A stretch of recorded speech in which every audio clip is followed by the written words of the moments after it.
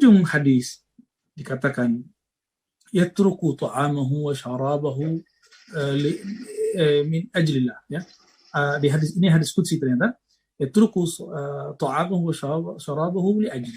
Dia meninggalkan, dia mengurangi, dia bahkan berhenti tidak makan, tidak minum karena aku.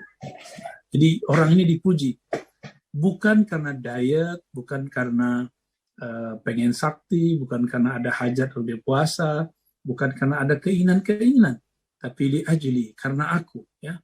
Maka Allah mengatakan, biasanya lafaz ini ditaruh di atas, tapi uniknya di Sahih Bukhari, di bab Fadlus Shaum, keutamaan puasa, ditaruh di ujung riwayat. Apa kata Nabi SAW?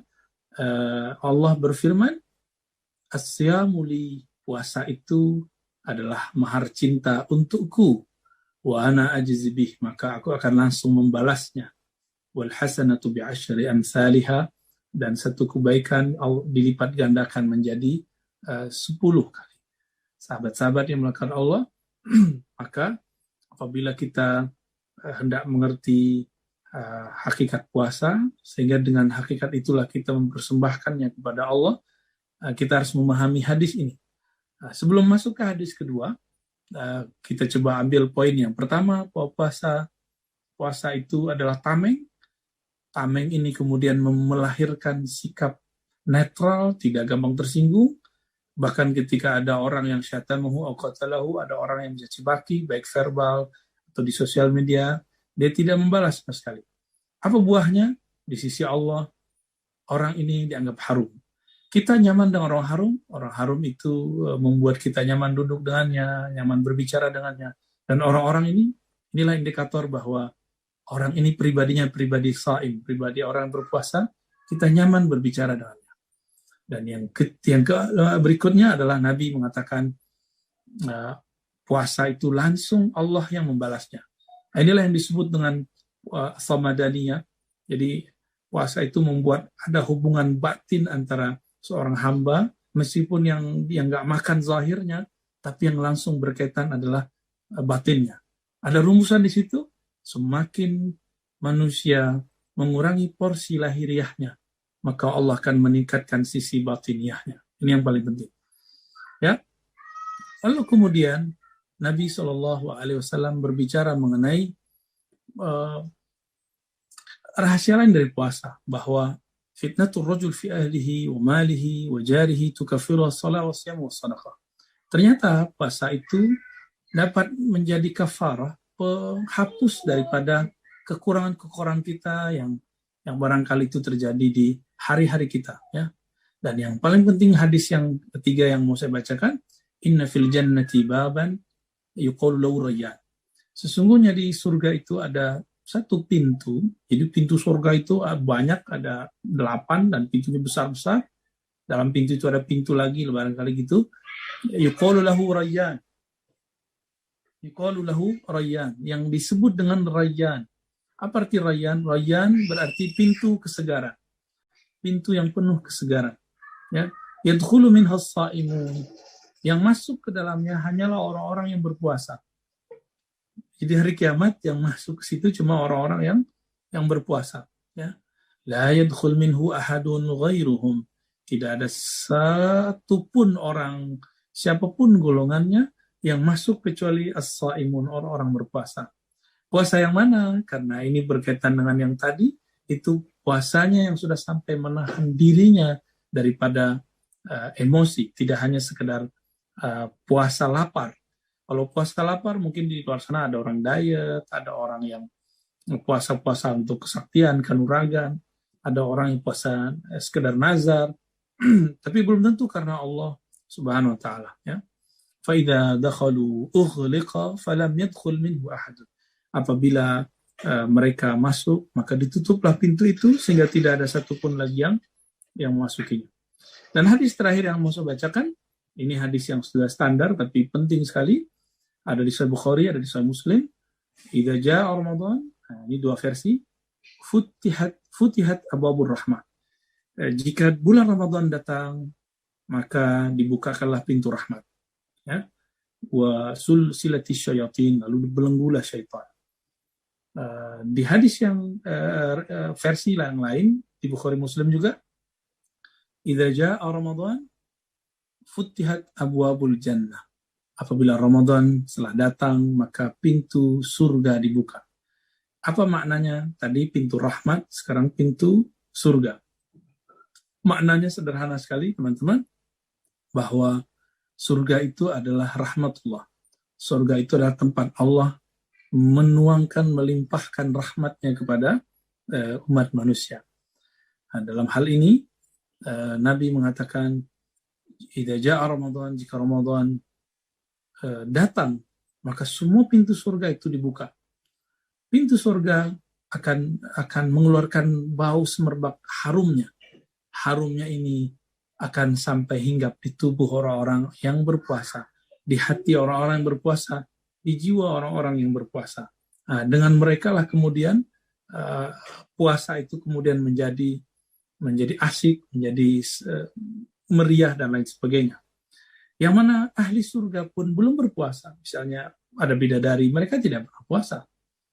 Ya. Nah, di hadis ini mungkin ada yang bertanya, kenapa masih ada maksiat di bulan puasa? Ya. Apa masih ada orang-orang yang berlaku tidak baik bulan puasa? Teman-teman dimulakan Allah, bulan puasa betul syaitan dibelenggu, sufidat atau sudifati syayatin, atau tadi sulsilati syayatin gitu lafaznya. Tapi jika orang-orang yang berpuasa itu masih membiarkan dirinya, yaitu sisi nafsiyahnya ada, dia baru makan minum. Jadi kalau ada orang mengatakan puasa itu bulan dibelenggu setan, kenapa ada maksiat? Jawabannya sederhana. Puasa itu bekerja rahasianya hanya untuk orang yang mempuasakannya. Bagi orang yang tidak mempuasakannya, maka setannya tetap bangun, emosinya tetap muncul, sehingga tidak bekerja. Jadi ini hanya rahasia yang ada pada orang-orang yang melakukannya.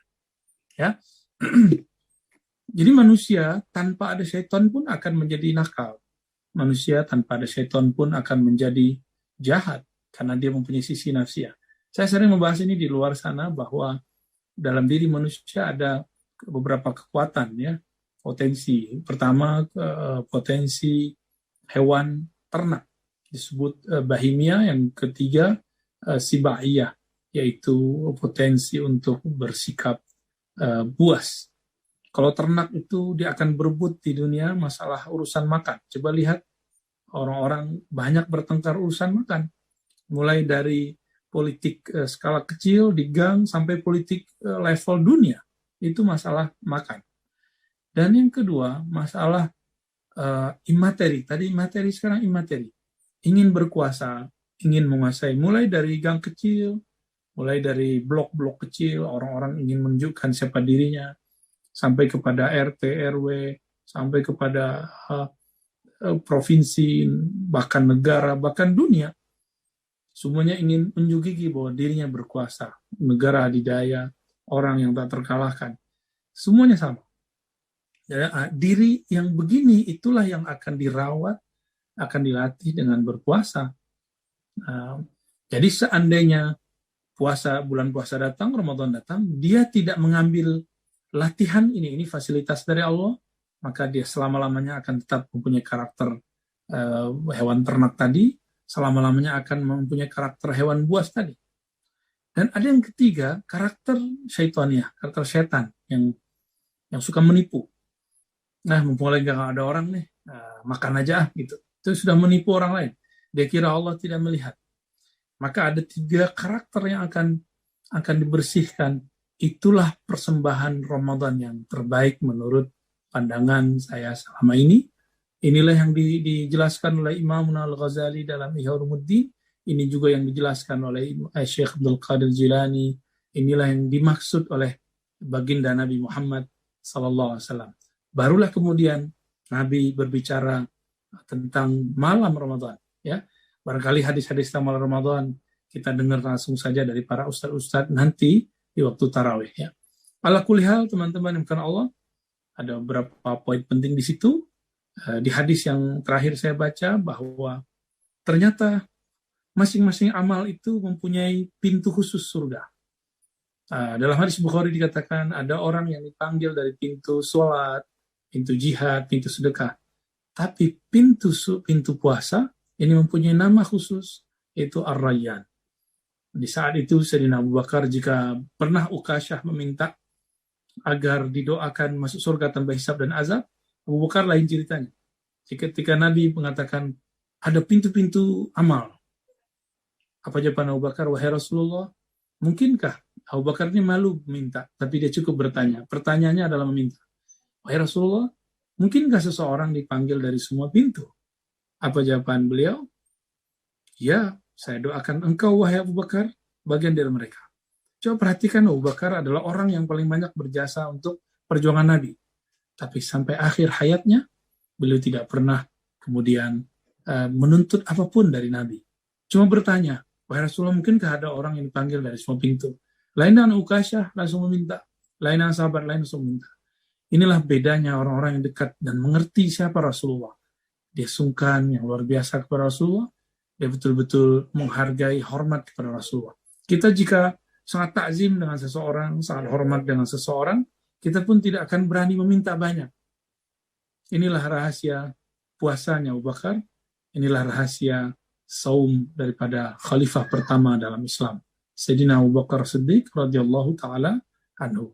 Barangkali itu yang dapat saya sampaikan, hadis-hadisnya dan penjelasan-penjelasannya. Semoga ini menjadi bekal untuk puasa kita yang terbaik, insya Allah.